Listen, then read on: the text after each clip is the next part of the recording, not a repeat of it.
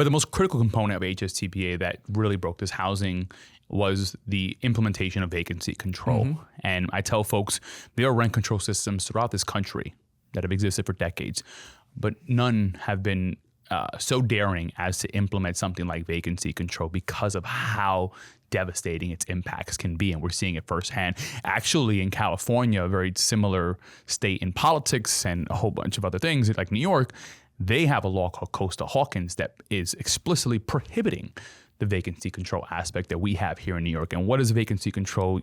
People may be asking. It is the regulation of an empty apartment in the most simplest form.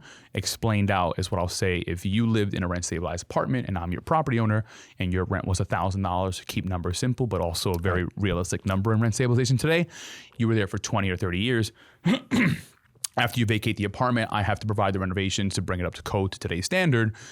The rent begins from your $1,000. So it is implied that the next tenant basically should be receiving the same rent you had. Now, there is an individual apartment improvement that can be applied to that. I don't want to get too complicated, but you can add a $347.22 maximum increase on the rent, but that wouldn't account for the investment needed into the property. It also wouldn't account for the operating costs of these apartments many times, which float around $1,300 on average. So that vacancy control piece, what we're seeing today, has actually resulted in two devastating manners. One is the removal of tens of thousands of units, and we estimate at a minimum 50,000 apartments do not exist on the market today.